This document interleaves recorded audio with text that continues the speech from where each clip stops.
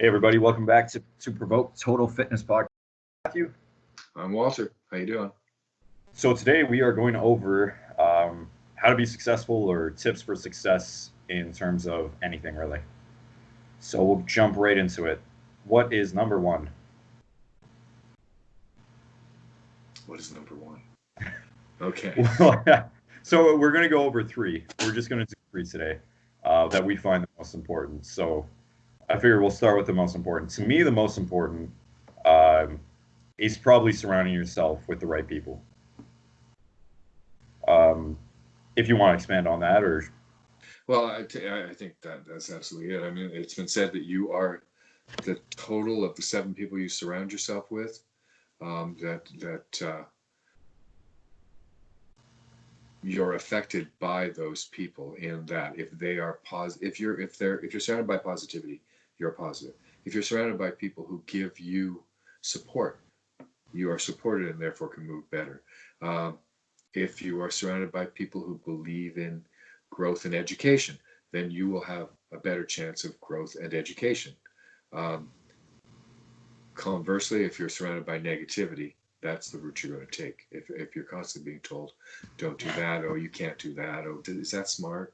Then you're going to have a problem with it there. So I think that definitely who you are with on a daily basis is important. And it can even be a matter of, I'm not saying be unfriendly to some of your coworkers, but there are those coworkers who will buoy you up, and there are those coworkers who will drop you down.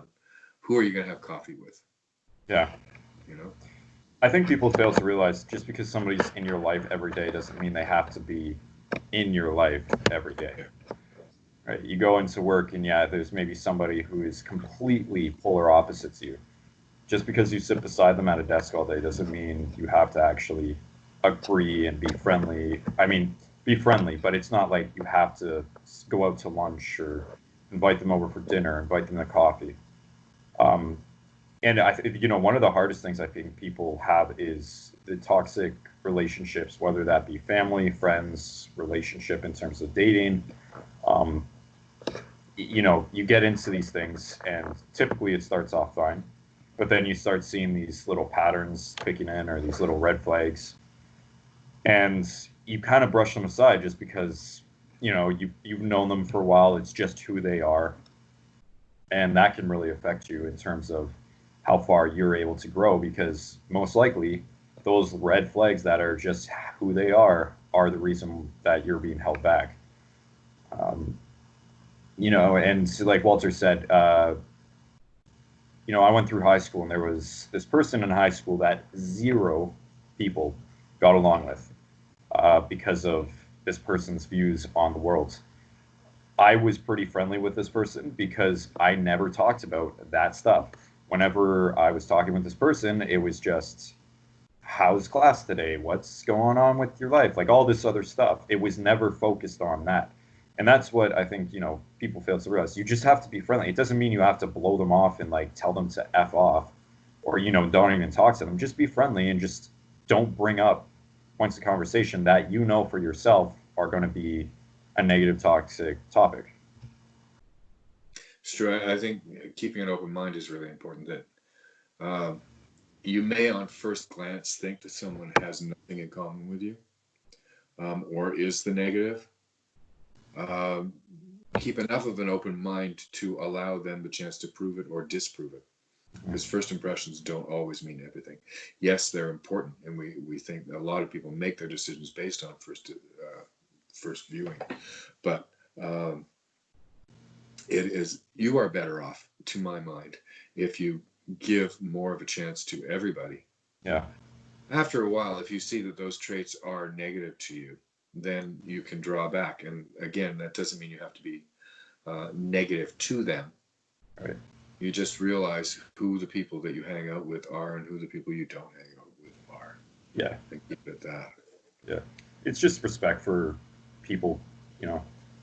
I always hold the same level of respect for everybody, no matter who they are, until they end up either, gaining more of it or losing it because of, and it's just what it is. I mean, the first time I meet somebody new, it's always the same. I will never treat them differently just because I'm like, you're bald? Oh my God. No offense. But it's like, hey, I actually wanted to shave all my head this weekend, but that's what I'm saying. As an example, it's like some people will not date a guy under 5'6", for example. I've been in the situation where I'm in relationships. I've had a girl tell me, she's like, I'd never date somebody under 5'9". It's like, okay, first glance, but maybe that guy is a really good guy. And she's like, yeah, but they won't even give the time of day because they already have these perceived conceptions of them and all that stuff.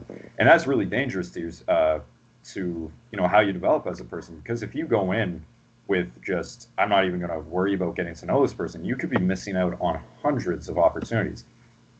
If you're a personal trainer and you don't want to talk to that person because they're not your typical kind of client, and we've had the discussion, we know tons of trainers that they're not their typical type of client, so they won't even, they get one look at them, they're like, I don't want them, give it to the other person. I've had that happen at quite a bit actually, and I'll always happily take on a client until it gets to the point where I realize they may not be the best fit for me, or I may not be the best fit for them. But I've met and actually gained a good amount of friends, like real friendships, off of the fact that somebody else was just like, nah, screw them. They're not the athletic type that I want to train, or they don't look like they're a long-term client. They're not going to bring me money. Whereas I'm like, they signed up for training. They want help. I'm going to give them the best help that I can. If it works out, great. If not, no. And it turns into 4 years of training now that I've developed a good friendship. B, I've helped somebody overcome their fitness goals, or help with their fitness goals and their own mental health issues that they may have about their body. And it's also it's allowed me to expand my network, because now that person is recommending to these people, and those people recommend me to these people, right? And then down the line somewhere, you never knew who you can meet. Exactly. And I think the same thing goes for life experience, not just people. If you go through life being, well, by the time I'm this age, I have to graduate from school. By the time I'm this age, I have to be making this much money. I'll get married at this age. I'll do this at this age. All that stuff that people walk around with. Then you're losing the opportunity to explore so many other things that could come your way. Yeah. It's the same sort of thing. An open mind is going to allow you to go, well, there's two paths here. Which one will I take? Yeah. Not, there's only one path, and because when you walk through a hallway where all the doors are closed, how much are you missing in terms of those other rooms? Yeah. So, yeah, that's true. An open mind. Yeah, for sure. Number 2. I think an open mind. Yeah. Leads to. Are you educatable? Yeah. Educatable. Are you willing to learn? Yeah. And for me, that has a lot to do with mentorship. So again, being willing to listen to another person and take the best that you can from them. Actually ask them questions. Yeah, exactly. Mentorship is a great way to go. And the other thing is what do you read? If you don't get me wrong, every new Stephen King book comes out, I've got it immediately, and boom. But I think it does a lot of good to read books about self-help, self-growth, that sort of thing, just to keep you aware of what your habits are. Mm-hmm. It's not like they say, each one says things that none of the others say. There are common threads that run through all the self-help books. But every time I read it, I go, yeah, that's me again. Oh, I fell back into that habit. Oh, I need to change this again. Yeah. And I think that self-awareness is what you gain from reading these kinds of books. Right. And occasionally, there will be a nugget of information that will change things for you. Yeah. No, I agree. Being ignorant is not going to get you anywhere. No. Right. So if you're not willing to learn on your own, or B, get taught something. Like when I say learn on your own, I mean what Walter's talking about, going into grabbing a self-help book, going, if you want to learn a new skill, going to the library and actually reading a book. Not something that you necessarily have to go out and pay for, even just reading a book free at the library. You know, what are you willing to do to actually educate yourself to become a better person? I think that's a big thing too, is, you know, so many people are open-minded at first where they're willing to do something if it's easy. So if Walter is going to teach me about how to do a squat, that's great until I have to pay him for it. Because then it's like, well, it's not in my budget. Or if it is in my budget, maybe I don't really want to spend the money on that because I feel like I could use that money for something better, like a haircut or going out to a nightclub or whatever. Right? It's really how you kind of how you perceive and how you perceive education is also really important. Because if you look at it as it's just something that I should get, then it's not a privilege. Then you're going to have a bad time with it, right? I mean, in Canada, we're extremely lucky that we have free education from grades age of what, 5 to 17, whatever JK to grade 12. Then you can still have the ability, if you've worked hard enough, to get scholarships to either prestigious schools, or, you know, if you don't qualify for that, you can go to community colleges. If you don't even do that, you could go into a trade. It's really, you know, we do have a lot of opportunity.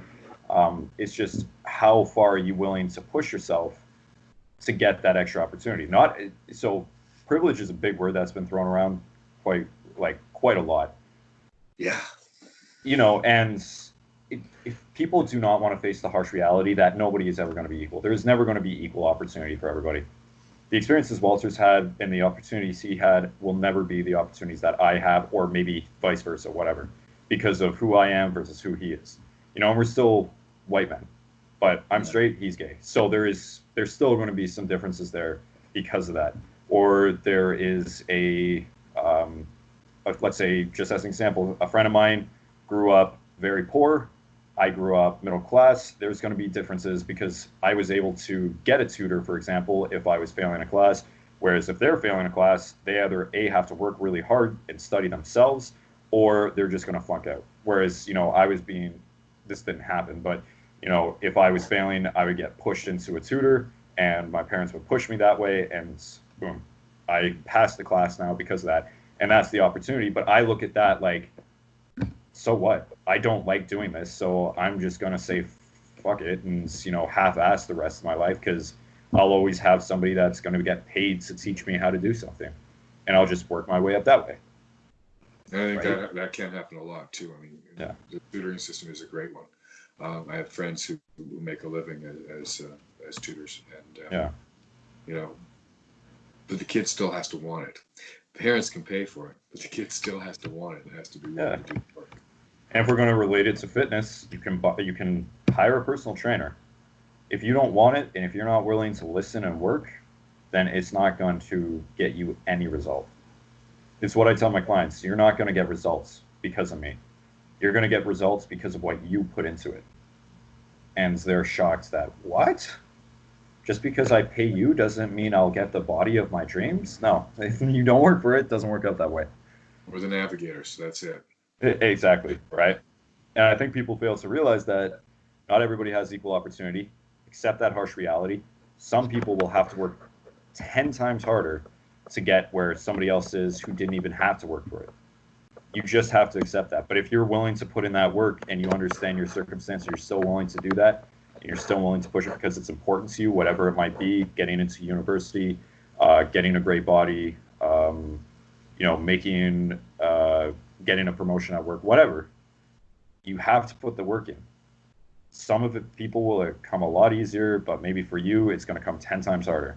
And hell, maybe you're still going to have it easier than somebody who has it even worse than you. So realize your circumstance, realize if this is really what you want. If it is, you have to give 110% no matter what. And that's where it is relating back to the whole point if you want to take over here. But well, just, you know, take the time, look for the books, look for the podcasts. I mean, if you're not a reader, there are plenty of podcasts out there that can give you the same sort of information. Um, mentorship can be had in the workplace, or it can be purchased through a membership with Tony Robbins or things like that. Yeah. Um, and I've done the whole Tony Robbins thing, and it worked really, really well at the time. But I need the checkups. I need the new stuff, the new books, to make me look at it again and inventory myself, as it were, Yeah. to see where I stand. So to do that, just as proof, I have things I have read over the last couple of years to help me on the way to staying positive and knowing what I'm doing. Yeah. This one in particular, I just got from a friend of mine, Ordinary to Extraordinary by Tabitha de Brun. She's a friend. She wrote this book. She does live her life full blown. And just in case you're interested in following her, it's Creating Life by Design on Instagram. Have a look. It's a great book as well. So something new comes out and it just comes my way. I believe in the secret and the universe provided. Yeah. Helps to have the author be a friend. But, do yourself the favor of doing the research to help yourself become the best you can be. Not more. We're not all going to be superheroes, and we're not trying to be, I run a successful multi-billion-dollar company while doing 6 marathons a year with my 4 children and my blah, blah, blah, blah. No. But what is the best you can be today? Yeah. Do a little bit of work. Help to improve on that. That is success to me. Yeah. Yeah, no, I mean, if you're working a minimum wage job as a cashier, be the best fucking cashier you can be. Yeah. Right? That work ethic's going to trend just because, it's not the same as, when I apply to my music, or it's not the same when I apply it to my drawings. Well, why not? It's transferable. That work ethic doesn't just go away. So are you really being the best artist you can be if you're not really doing the best in other aspects? And you could obviously use the point where, well, if I work too hard with that, I'll get tired for that. Well, that's another thing. You got to start being more organized. Have to start educating yourself on how to use your time effectively. I mean, you showed it's Dale Carnegie's 7 Steps for Highly Effective. Yeah, Dale Carnegie. Yeah. Yeah, it's a great book. Oh, no, sorry. That's Stephen Covey. That's Stephen Covey. Dale Carnegie's is Think and Influence Friends. Yeah, How to Win an Influence Friend. Yeah, and I mean, in all these books that Walter's showing, it's the same exact thing. It's you need to give your best with everything, but you need to do it efficiently. And if you can't figure that out, then you got to teach yourself either through books, get a mentor, all that sort of stuff. Always educate yourself on how to be the best you can be, and always be working to be the best at whatever it is you're doing. If you're not satisfied, like if you do a job and you look at it and you're not satisfied, then you could have been doing a better job. You should be doing a better job, right? If you do something and you're satisfied with it and it's great, then perfect. Keep doing it, but start researching and start educating yourself more on how to do an even better job, or how to efficiently do it, or do it faster, or whatever.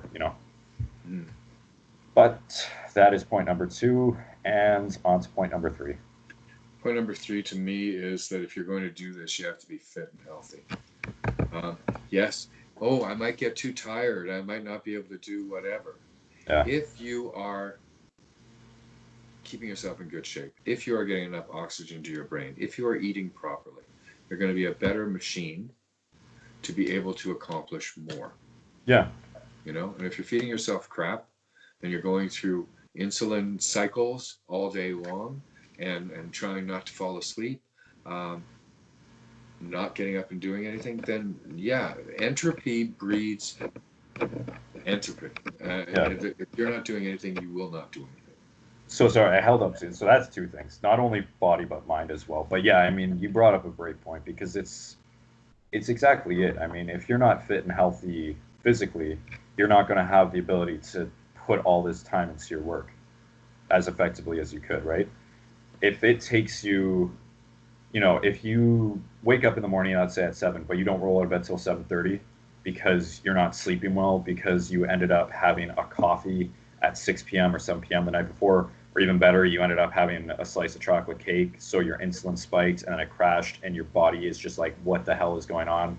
I thought I was sleeping, but your body's just churning, and oh, well, now it's 7 o'clock. Instead of springing out of bed, getting your day started, you want to wait till 7:30. You're groggy. You go up, you wake your coffee, you put more milk and more sugar in it.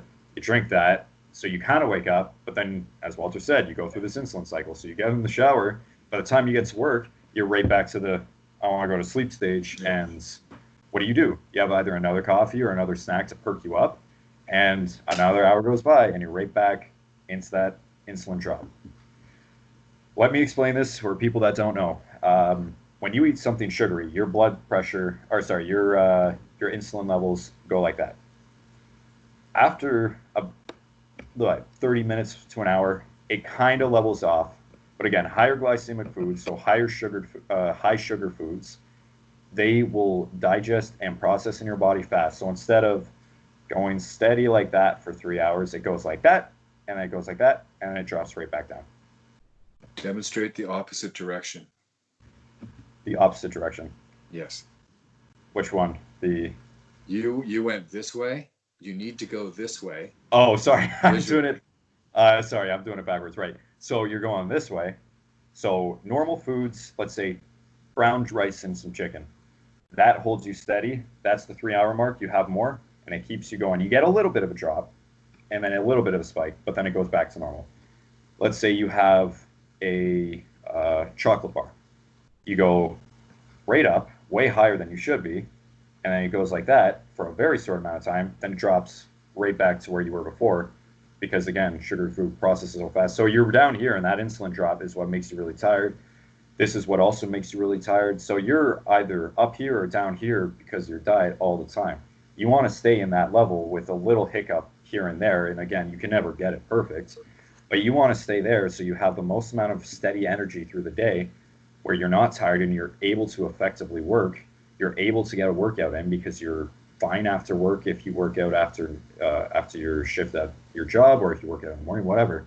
So then you're even more effective. So instead of just having an 8 hour day where you're all like this and you just have no energy to do jack shit, versus a 14-hour day where you're steady and you can keep going and just keep pushing through, and you get home from your regular job and you want to work on something else, you're able to do that still. Sorry, that's it. That was good. That was well done. Thank Good you. demo. Have to keep fitness in here somewhere. Yeah. But I mean, without oxygenation, I mean, just sometimes deep breathing exercises are what's going to help you to get through it. yeah, To get more oxygen to the brain and keep things going. I think that's really important. None of the other stuff works if the body isn't working. So. yeah. Just not kind of related, not really related. I think it's funny now that people are looking at water as the healthy drink. Water should be the constant, right? That should be the thing that's just a regular occurrence where you're drinking water all the time with BCAAs if you want, whatever, right? Make it taste better. But when it's if you're able to go through your day without a sip of water, you're not being as effective as you can be, right? If your day consists of just drinking coffee to keep you running, or yeah. I'm sure I've said it before, you've said it before, don't talk to me before I've had my coffee, right? I mean, I say it more as a joke just because there's maybe one day where I'm super tired, but if that's your everyday where you can't function without a coffee, or you can't function without this or that, then you definitely need to sit down and look at your eating habits and your training habits and be like, is this the best I can be doing? Because is my work going to be the best it can be? Is it going to diminish a little bit? When I get home, am I able to spend time with my kids and my family? I able to go out with friends even after, or am I just exhausted because my body is not running optimally? Exactly. Right. I think that's pretty much it in terms of the basic three that at least Walter and I feel are very important. Unless you had Yeah, anything to add I on. think I think we can go on and come up with a few others as time goes on. If you Oh have yeah, any for sure. about it, if you have anything that you think helps you, what are your tips to being successful? Send them our way, and we can discuss those as well. Yeah, yeah. There's definitely. I mean, there's tons. I mean, these are just our main three. Yeah, Um, we've discussed a few more before, and we're definitely going to get into them. But it's not. Again, these are our opinions on what we find works for us, at least. Maybe it won't work for you. It probably will, though. Just because this is what you know everybody does. But yeah, I agree. If you guys have stuff that you definitely do, or if you want to expand on our points, maybe we didn't touch into something that you felt was we could have gone into more, send it, and we'll be happy to go into it more. yeah. So YouTube comment below, message us on Instagram, DM Walter, DM me, or DM the Total Fitness page, and let us know. That's it. I That's have it. one more thing to say. Again, I just want to plug this. Ordinary to Extraordinary by Tabitha De Brun, creating life by design. Show the name. Give it a Show the look. name. You held the name. Yeah. No, the her name, Tabitha. Tabitha, can you see it? There you go. Tabitha De Brun. So thanks, Tab. It's nice to get the book, and I'm enjoying the reading a lot. There you go. So we'll see you soon. Thanks, guys. See you next week.